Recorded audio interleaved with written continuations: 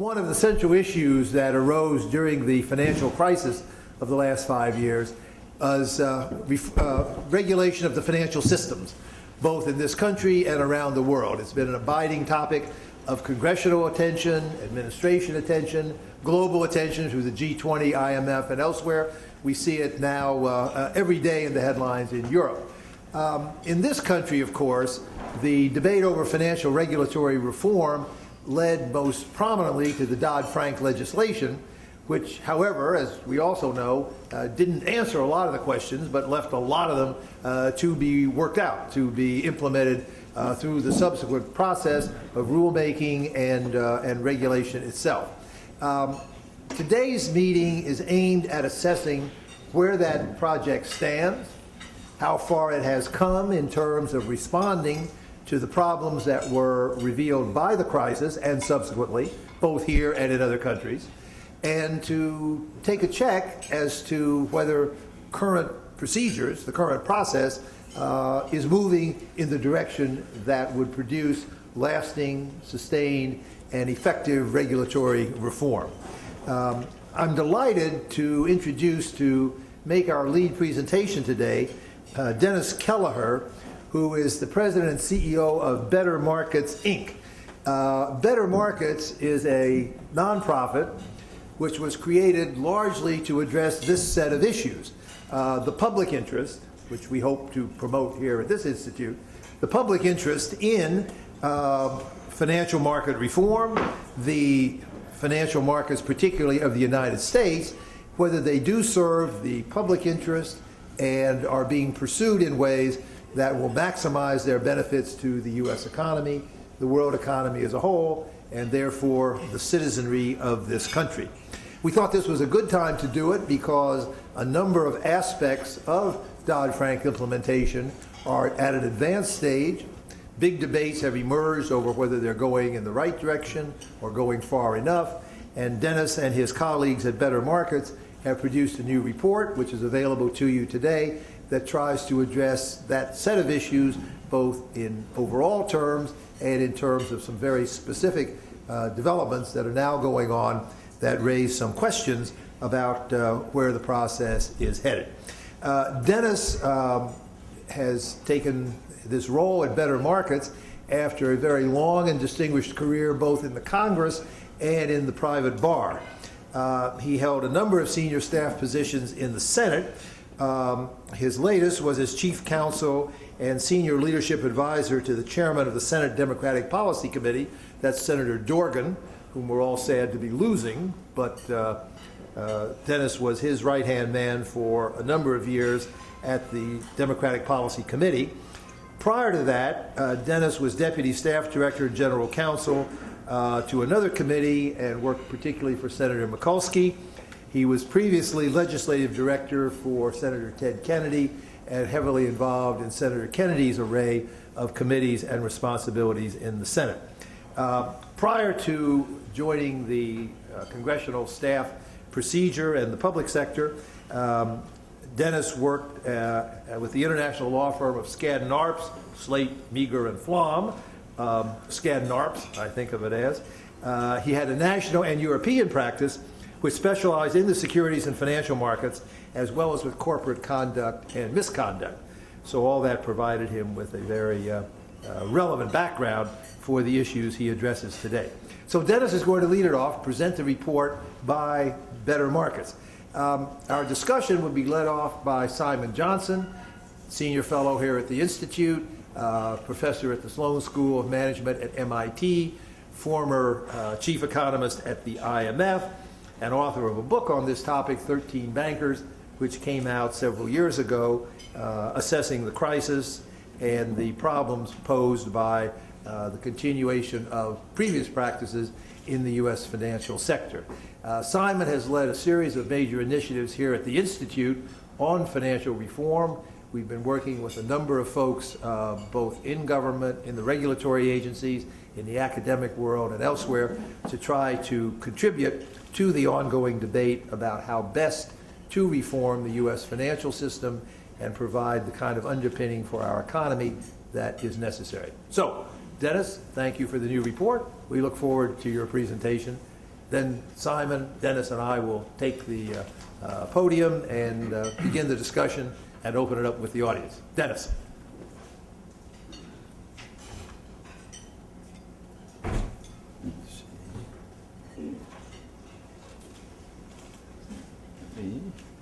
We can begin. First, I wanted to thank you all for coming here in the dog days of summer. I appreciate the turnout. Second, I wanted to thank Fred for his very kind introduction and thank the Institute for hosting Better Markets today. Before I begin, I'd be a little remiss if I didn't say a few words about Fred, who, as you know, is stepping down as the founding director of the Institute on January 1st of 2013, although he's going to continue to be pretty active for a very long time, I suspect. Fred, you know, there's going to be a lot of nice things said about you over the next several months, and all of them are going to be well-earned. And I just wanted to say, in a town where talking points, ideology, positioning, superficiality too often reign, you've created and nurtured a place where thoughtful discussion, relevant thinking, respectful engagement, and intellectual curiosity dominate. That's a remarkable achievement that you've done, and it's a great public service. So I want to thank you for all that you've done and you continue to do, and thank you for your introduction. But you know, the entire city and the policy of this country is better off for what you've done over the last 30 years, believe it or not. Third, I just wanted, before I start, very quickly acknowledge my co-authors, two of whom are here. They've worked tirelessly on this report for months so that I'm able to talk about it. But Steve Hall, who's the Better Market Security Specialist, is over here, and Caitlin Bradley over here is one of our attorneys, and they worked, if I said tirelessly, I've understated it. So without further ado, let me start by the battle of a financial reform continues to rage in the political, legislative, regulatory, and judicial arena. It's almost 4 years since the failure of Lehman Brothers and the crescendo of the crisis in the fall of '08. And it's 2 years after the passage of the Dodd-Frank Wall Street Reform and Consumer Protection Act. Remarkably, in those 2 short years since the financial reform law passed, the financial industry and its allies have succeeded in shifting the discussion away from the financial collapse, the economic crisis, and the industry's role in creating it, to the financial reform law, the rules necessary to implement it, and the claimed cost to the industry. Indeed, if you listen to much of this discussion, it's almost as if the financial collapse and economic crisis didn't happen. It's almost as if Wall Street didn't create and spread it. Indeed, it's almost as if it didn't cost trillions of dollars in bailouts to stop, and that the American people haven't suffered and continue to suffer enormously as a result. In this incomplete and misleading discussion, the financial industry never says, don't do this or that because it'll hurt my revenue, profits, and most importantly, bonuses. But their objections to the rules happen to coincide with maximizing their revenue, profits, and bonuses. A good example is proprietary trading, which is one of the biggest banks' biggest revenue, profits, and bonus-producing activities. But their stated objections to that rule are, quote, it will reduce market liquidity, capital formation, and credit availability, and thereby hamper economic growth and job creation. Well, equally telling, the industry their claims also ignore the fact that the last financial collapse did, and the next financial collapse will do, more to damage the things they claim they're concerned about than any rule or reform possibly could. In the fall of '08 and the spring of '09, there was no non-government backed or provided market liquidity, capital formation, or credit availability. And since then, there's been little economic growth and even less job creation. The latest potent weapon in the battle against reform continues the industry's strategy of changing the topic, the focus, and indeed even the facts. Its seductively, innocently sounding claim is that every regulation should be subjected to an industry-favored version of a cost-benefit test. Tellingly, almost all the proponents of imposing such a benefits test are opponents of financial reform.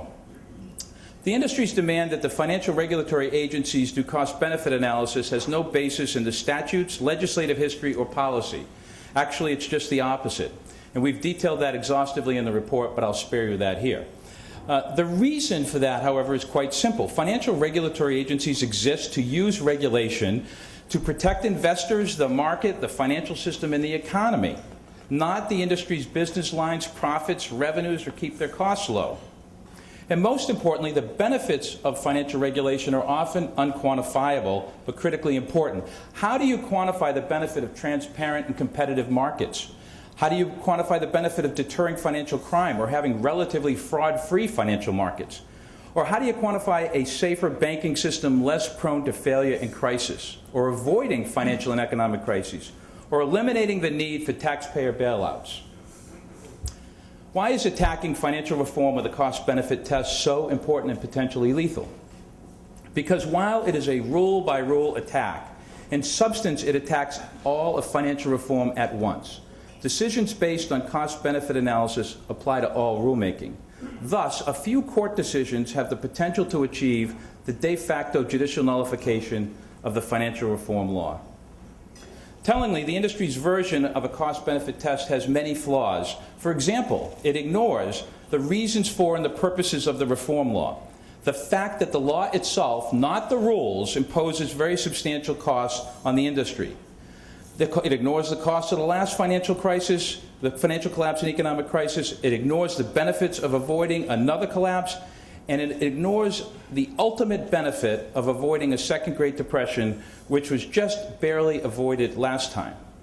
Therefore, before we begin discussing the industry's latest assault, it's essential to review the financial collapse and the economic crisis, what might have happened, the primary goals of the reform law, and the rules. Very quickly, people don't want to talk much about the crisis. But you'll all remember where you were and what you were doing in September of '08. And so I wanted to remind people with some headlines. This is the Wall Street Journal. The crisis on Wall Street is Lehman totters, Merrill is sold, AIG seeks to raise cash. Bank of America to buy Merrill Lynch. Mounting fears shake the world markets as banking giants rush to raise capital.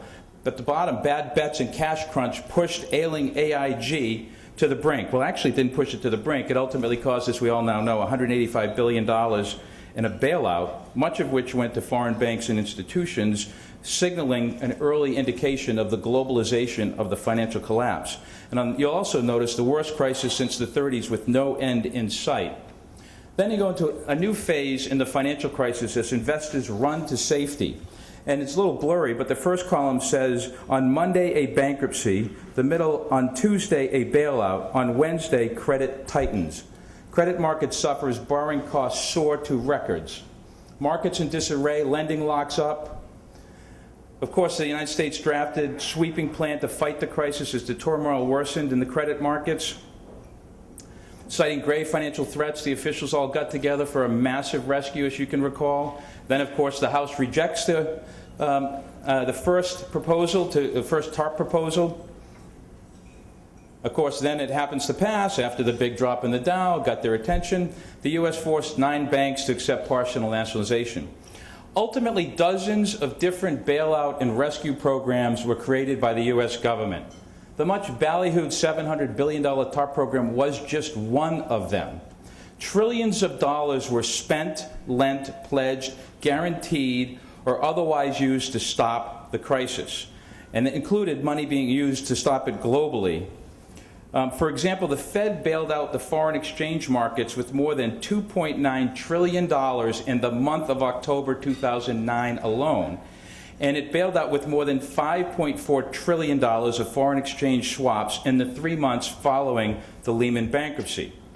And yet, the crisis continued and deepened. The IMF reported on January 28th of 2009 that world growth grinds to a virtual halt. World growth is forecast to fall to its lowest level since World War II. Financial markets remained under stress, global economy taking a sharp turn for the worst. On March 9th of 2009, the World Bank, the economy worst since the Depression. World Bank says global economy to shrink for the first time since World War II, dragged down by sharp decline in industry and trade. The financial collapse and the economic conditions continue to deteriorate rapidly as we approach the second quarter of 2009. It's always amazing how many people think, look, we had this Lehman thing, we had a few things happen in September, October, and then things got better. It's just not accurate. So more than 5 months after the bankruptcy of Lehman Brothers, the bailouts of AIG and Citigroup, the overnight conversions of Goldman and Morgan Stanley to bank holding companies, and all the other emergency measures, they still were not working, causing the U.S. government to take further unprecedented action, which I also find amazing most people don't remember. On February 23rd of 2009, there was this joint statement by the Treasury, the FDIC, the OCC, the OTS, and the Federal Reserve, and we'll have to give an award if anybody remembers this, except for the Fed people in the room. But in there it said, the government will ensure that banks have the capital and liquidity they need to provide the credit necessary to restore economic growth. Moreover, we reiterate our determination to preserve the viability of systemically important financial institutions so that they are able to meet their commitments. Thereby, the full faith and credit of the United States government was put behind the entire financial system on February 23rd of 2009. As of that time, there was no longer an implicit government guarantee. It was made explicit, and it continues to this day, although everybody keeps saying it's implicit. I haven't seen the implicit for, I guess, prior to Bear Stearns. That's what did happen. What could have happened? Bank of America, Merrill Lynch, Wells Fargo, bankrupt. Goldman Sachs, Morgan Stanley, bankrupt. JP Morgan Chase, other banks, bankrupt. Banks would have collapsed like dominoes, and then it would have spread into the broader economy. GE probably the first to go, and a bunch after it. Financial crisis leads to panic. Businesses have no money for payroll. Unemployment, 25% in 2 months. Massive layoffs. World falls into a second Great Depression, just as the World Bank was suggesting in March of '09. Economies grind to a halt. Global financial system fails. Why didn't it happen? Massive U.S. and international action. I just picked a couple of indicators. Worldwide liquidity support. Worldwide recapitalizations, worldwide asset purchases, worldwide guarantees. Those are only some of the costs. Some of the additional costs, trillions of stock market wealth evaporated, trillions of housing wealth evaporated, trillions in government spending on important programs gone as countries, states, provinces cut back on everything to reduce the deficits created by the cost of responding to the financial collapse and economic crisis. Plus, there are many, many more costs, and Better Markets is going to issue a report in September that focuses on the costs of the crisis. I'll just mention one specific example here of the costs inflicted on the American people.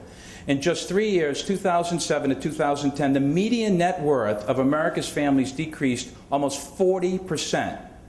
3 years, wiping out 2 decades of hard work and prosperity. That's what a financial collapse does to a country. The two things in history that wreak havoc with a country's economy, war and the economic crisis after a financial collapse. And this proved it again. And many of the costs and benefits of financial regulation simply cannot be quantified. How do you quantify the human cost that all this economic wreckage has inflicted? Searching and not being able to find a job for years, being foreclosed on, having to feed your family with food stamps and free school lunches, which are at an all-time high in this country. And when you look at it by zip code, it's the highest use and the highest growth are in what is supposed to be middle-class neighborhoods in the United States of America. The increased rate of alcohol, drugs, spouse and child abuse, lost retirements, education, and dreams. One of the more interesting facts is a recent poll was done, and belief in the American dream is now at an all-time low and declining because they do not believe the next generation is going to do as well as we did. How do you quantify that? You don't. That's left out of a cost-benefit analysis. How do you quantify the benefits of deterring financial crime, increased transparency and competition, a safer banking system? All of these things cannot be quantified. So when you hear someone talking about cost-benefit, you have to ask, cost to whom plus benefit to whom? And then, are all the costs and benefits really being counted? And most importantly, the cost of the last crisis and the cost of the next crisis has to be considered. After all, the purposes of the past rescue measures and bailouts were to prevent a total collapse of the financial system and stop the economic crisis from becoming a second Great Depression. The purposes of the new financial law? Prevent a repeat of that financial collapse and prevent a second Great Depression. As I said earlier, the industry's demands that the financial regulatory agencies do cost-benefit analysis has no basis in the statute, legislative history, or policy. Actually, it's just the opposite. the SEC's actual statutory duties have no obligation to conduct cost-benefit analysis. It only has a very limited duty to consider the economic impact of its rules on 3 specified subjects. This is the actual statutory language. Whenever the Commission is engaged in rulemaking and is required to consider or determine whether an action is necessary or appropriate in the public interest, the Commission shall also consider, in addition to protection of investors, whether the action will promote efficiency, competition, and capital formation. The statutory obligation is fundamentally different from the duty to conduct cost-benefit analysis. It does not require any assessment of costs and benefits whatsoever. It doesn't require quantification of costs and benefits. It doesn't require comparison of the two. It doesn't require finding that one outweighs the other or any other specific methodology. It doesn't even obligate the SEC to determine the extent to which a rule will promote the 3 factors, simply to consider whether a rule will do so. And the word consider, and it's not to get too technical, but the word consider in the statute has a long history of precedent, both in the legislature and the judicial branches. And to consider actually grants an agency broad and sweeping discretion as to how they determine they're going to consider the identified factors. Even though the securities law, and tellingly, even though the securities laws have been amended significantly several times since 1975, not once has any cost-benefit analysis been added. Even though, importantly, at the very same time, Congress is passing other laws requiring cost-benefit analysis expressly. So it's not like they didn't know how to do it. They knew how to do it, and they did it, but they didn't do it for the securities laws and the enforcement of the securities laws. And most tellingly, as you hear, the Dodd-Frank Act, 2,300 pages. My God, it's flooded us, it's buried us, it's so big. And 2,300 pages in the financial reform law never required the SEC or any other agency to do cost-benefit analysis when issuing rules. In fact, I always do this as a little test and say, could anybody know, because I know everybody's all read the 2,300 pages, how often cost-benefit is even mentioned in the 2,300 pages? 3 times. And all 3 times, it's for the purpose of asking for somebody to do a study to report back to Congress in connection with whether or not there might be some costs associated with doing something, at which time, sometime subsequent, Congress may look at it. So cost-benefit analysis, as is being put on the rulemaking process by the industry, is not even mentioned in the 2,300 pages. Now, that hasn't stopped the industry's assault. They filed lots of bills in Congress to impose onerous cost-benefit analysis. It holds lots of hearings to attack the agencies and underfund them so they don't have the resources to do the job. They flood the regulatory agencies with a tidal wave of claimed cost on the industry for every rule. Importantly, they provide almost no data. They're just criticizing them for not doing it, and they're claiming massive costs that don't have backup. They then insist the agencies do in-depth cost-benefit analysis irrespective of the statutory obligations. And then regardless of what the agencies do, they go to court claiming no matter what they did, it wasn't enough. We've got 3 cases so far. Business Roundtable, which was decided last year, and then SIFMA and ISDA recently sued the CFTC, well, a couple months ago. Chamber of Commerce and the ICI recently sued the CFTC. The Business Roundtable decision turned out to be a huge victory for the industry. The D.C. Circuit Court threw out the SEC's proxy access rule. It held the SEC didn't conduct a cost-benefit analysis. By now, because you've been listening, you're saying, how could they do that? They don't have the obligation. We'll get to that in a minute. It has chilled rulemaking at the SEC and other agencies who are threatened with similar lawsuits literally every day. Every day they're saying, you don't do this our way, we're going to sue. One of the most common concerns of regulators today is to reduce, quote, litigation risk. We hear that every single day on every single rule at almost every agency. In some ways, they have won remarkably by winning one case, which is what their goal was. 2 fundamental errors pervade the decision. First, the court said the SEC should have conducted an extensive cost-benefit analysis, including quantification, weighting, and net benefit, never referring to the statute, because they couldn't refer to the statute, obviously, because there's no obligation in the statute. Second, the court failed to give the SEC the required deference on matters within the SEC's expertise, substituting its judgment for the SEC in legislating from the bench. As Professor Brown has shown, and there's a law review article coming out shortly, we cite a prior statement of his in the report. This case disregarded decades of Supreme Court and Circuit Court authority. There are 2,046 cases in the D.C. Circuit Court alone that references the arbitrary and capricious standard, which is what you're supposed to hold agencies to.